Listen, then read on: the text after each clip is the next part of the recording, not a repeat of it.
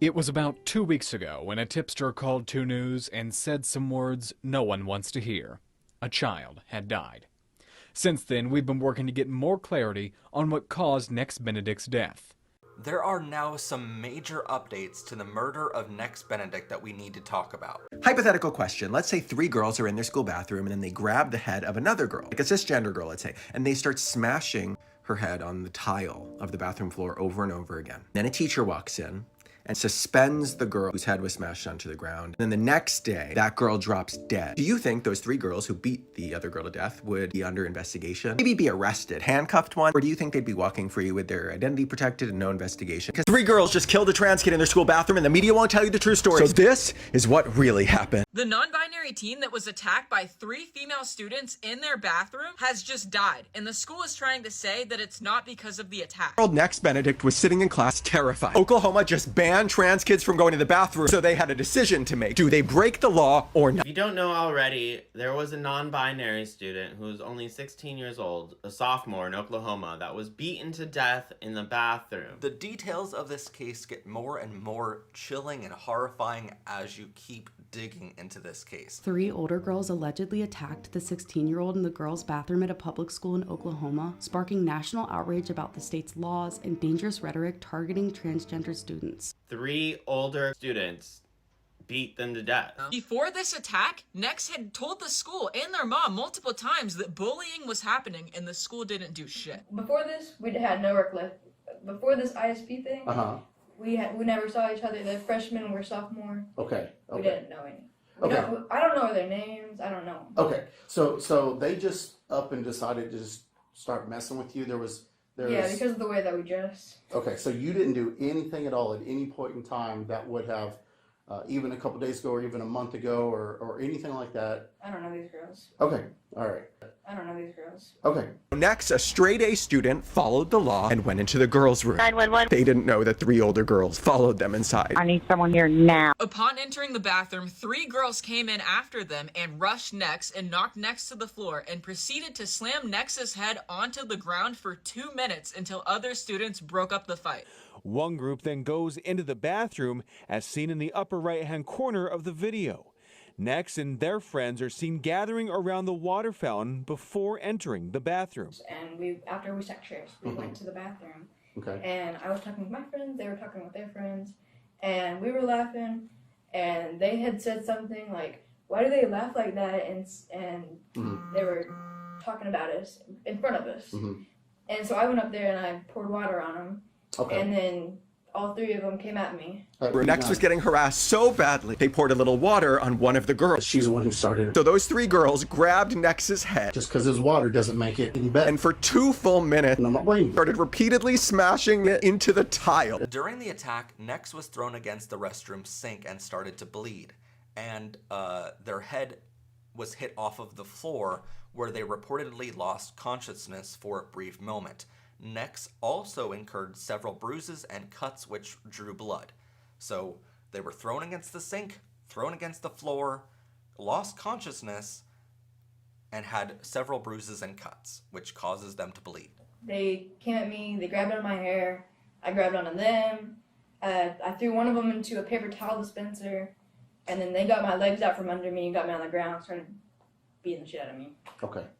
And then my friends tried to jump in and help, but I'm not sure, I blacked out. The attack reportedly lasted less than 3 minutes, according to cameras in the halls outside of the girls' restroom. Nex and their friends are seen gathering around the water fountain before entering the bathroom. Just 20 seconds later, a school employee is seen entering the bathroom and eventually everyone exits. In this video, you can see an SRO escorting Nex from the school nurse's office to the principal's office. Nex is then seen leaving the school with their mom, who took Nex to the hospital. It's unquestionable that Nex was severely injured in this attack, and the other trans student was also injured, but no reports are coming out of what injuries exactly happened to them. The school never called an ambulance, so Nex's family took them to the hospital where they died. And the police have the audacity to say Nex's death wasn't caused by the beating. We don't know what tests doctors at Bailey Medical ran, or what they found in their examinations. What we do know is that they sent Benedict home that night.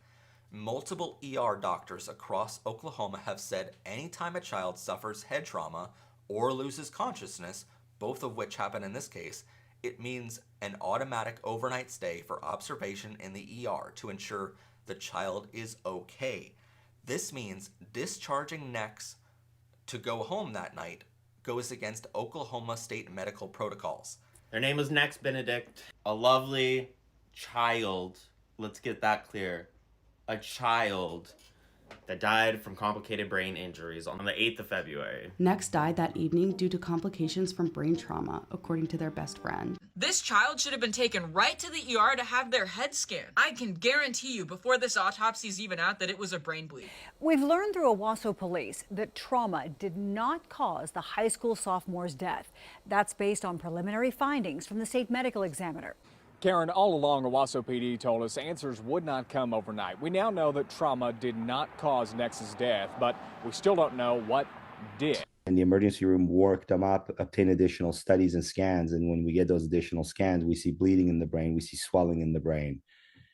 We see fracture of the skull or other bones in the face, for example, and then that tips us off that there's been an assault. Sometimes doctors just use their common medical knowledge to size up a patient. People may exhibit forgetfulness, something just as subtle as that.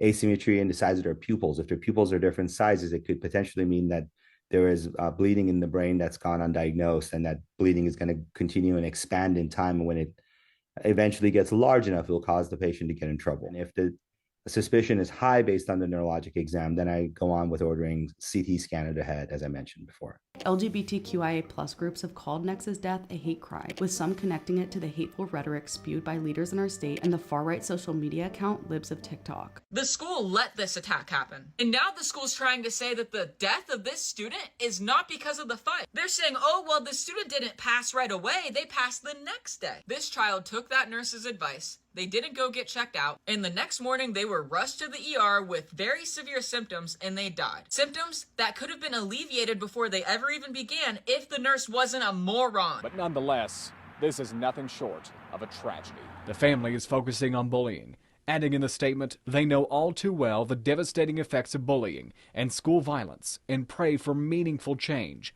wherein bullying is taken seriously and no family has to deal with another preventable tragedy. Nex was a human being, a child that is now dead.